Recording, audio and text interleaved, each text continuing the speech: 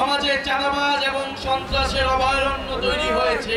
জাতীয় নাগরিক পার্টির আহ্বায়ক মোহাম্মদ নাহিদ ইসলাম বলেছেন, নতুন সরকার পেলেও এখনো নতুন রাষ্ট্র পায়নি। শনিবার রাতে কিশোরগঞ্জ জেলা শহরে পুরান থানা এলাকায় এক পথসভায় তিনি বলেন, গণ অভ্যুত্থানের মধ্য দিয়ে পুরনো ফ্যাসিস্ট ব্যবস্থা ভেঙে নতুন রাষ্ট্র ও সরকার গঠনের যে অঙ্গীকার ছিল তা পূর্ণ হয়নি। তবে এনসিপি ওয়াদাবদ্ধ, নতুন বাংলাদেশ গড়ে তোলা পর্যন্ত এই লড়াই চলবে। আফসোসের বিষয়, আমরা নতুন সরকার পেলেও নতুন দেশ এখনো পাইনি।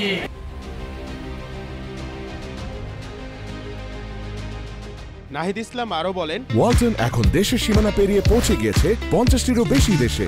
ওয়ালটন, ঘরে ঘরে বিশ্বজুড়ে।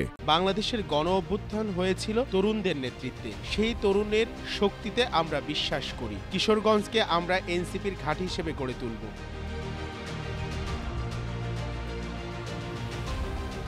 তিনি কিশোরগঞ্জের হাওর এলাকার স্বাস্থ্য, শিক্ষা, পানি সংকট, কৃষক ও শিশুদের দুরবস্থার চিত্র তুলে ধরে বলেন, রাষ্ট্রপতি পেয়েও এ জেলার মানুষ উন্নয়ন থেকে বঞ্চিত।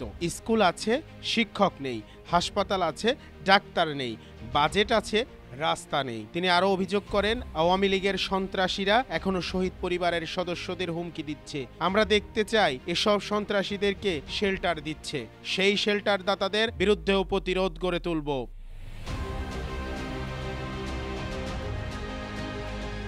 এনসিপির আহ্বায়ক কিশোরগঞ্জবাসীর উদ্দেশ্যে বলেন, আমরা এমন বাংলাদেশ চাই যেখানে নাগরিকেরা মর্যাদা পাবে, শিশু যাবে বিদ্যালয়ে, যুব সমাজ পাবে কর্মসংস্থান, আর হাওরবাসী পাবে সুপেয় পানি ও উন্নত চিকিৎসা।